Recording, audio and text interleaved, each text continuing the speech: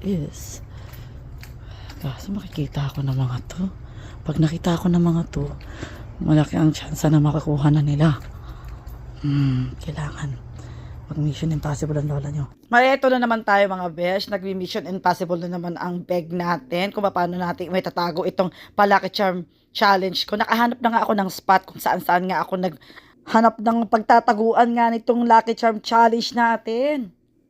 Akala ko ngayon magiging madali ang pagtago ko nito dahil nga gabi na pero nagkamali ako. May tao pa. Hindi ako makahanap ng place. May dumaan eh.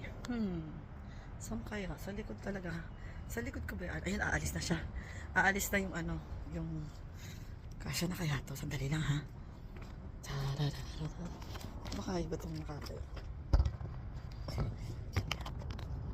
Wait. Kung naalam ko saan ako mag-aano. Ay dinadagdagan ko nga ng pandikit. Baka kasi matanggal doon sa pagdidikitan ko. Mas mainam na yung maraming pandikit para hindi malaglag. Ang dami nagdadaan. Wala akong mapapwestuhan dito. Yung totoo. Nagdaan na lahat ng sasakyan. Yung totoo. Parang wala akong mapapwestuhan dito. Lahat na lang. May nagdaan. Ba't naman ito mga? Ano ba yan? Nakaupo muna tayo dito.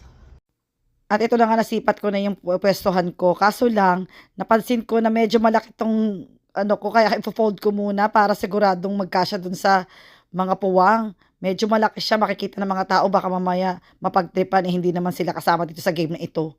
Simplihan lang natin. Up, up! Diba? O diba, suabe? Naidikit na. Yehey! Kaso napansin ko parang masyadong kita dito kaya ilipat natin dito. Ayan. Para hindi masyadong pansinin sa gilid. Ito siya. Ito yung mga apartment. At ito yung 9 degrees.